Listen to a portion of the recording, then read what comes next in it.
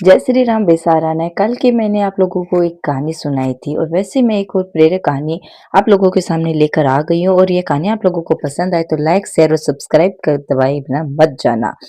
तो मिलते हैं इस एक नई कहानी से। क्या ये कहानी हम लोगों को क्या सीख देती है और किस प्रकार से हम इसको अपने जीवन में उतार सकते हैं। तो सबसे पहले मैं बात करती हूँ, ये कहानी है दुखों का, यानी दुख लगाव ही, जो वस्तुओं के प्रति जो लगाव होता है वही हमारे मुख्य दुख का कारण होता है। तो आज की कहानी है एक बिजनेसमैन की जो बिजनेस करता है। उस व्यक्ति का जो दिमाग, जो माइंड सेट है, उसके बारे में हम लोग बात करते हैं। यानी उस एक बिजनेसमैन का माइंड सेट नहीं, प्रत्येक व्यक्ति के माइंड सेट की बात करूं तो फिर देखते हैं। एक बिजनेसमैन था जो विदेश में यात्रा करने गया हुआ था। वो जैसे वो विदेश से वापस आता है तो वो देखता है कि उसका घर आग के लपटों में जल रहा है। वो ये देखकर चकित हो जाता है और उसके पैरों के नीचे की जो जमीन है वो खिस जाती है 1 मिनट।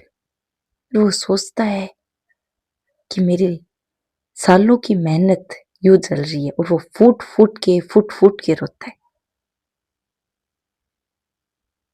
क्या बीतती है एक व्यक्ति पर, वो पूरे दिन मेहनत मजदूरी करके अपना घर बनाता है, वो घर ही बिक जाए या फिर वो घर ही जलने लगे। तो ये देखकर वो बिजनेसमैन रो रहा है।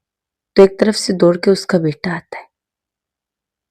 फिर वो बोलता है कि पिताजी, जब आप विदेश गए हुए थे तो हमने इस घर का सौदा कर दिया, और एक मकान मालिक इसका अच्छे पैसे दे रहा था तो हमने इस मकान को बेच दिया। और इतना सुनते वो बिजनेसमैन एकदम से चुप हो जाता है। उसको लगता है कि अब ये घर मेरा नहीं है, अब ये जमीन, ये संपत्ति मेरी नहीं है, अब ये किसी अन्य की हो गई है। ये उसकी हो गई जो इसका मालिक है। और वो एकदम शांत हो जाता है और देखता है।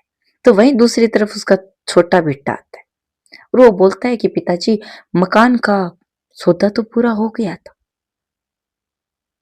लेकिन मकान मालिक ने भी पैसे नहीं दिए, तो ये तकनीकी रूप से अभी भी हमारा ही है।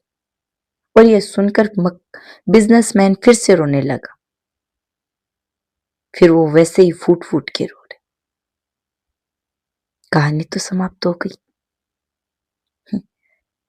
लेकिन ये कहानी कहीं ना कहीं हमें बता रही है कि हमारा जो लगाव है वो इन भौतिक वस्तुओं के प्रति जाता है। जीवन में चाहकर भी हम शांत नहीं है, सुकून नहीं है। इस कहानी की शिक्षा यही है कि जो हमारे पास है वो खास है, बाकी सारा बकवास। जो हमारे पास है हमें उसकी कदर करनी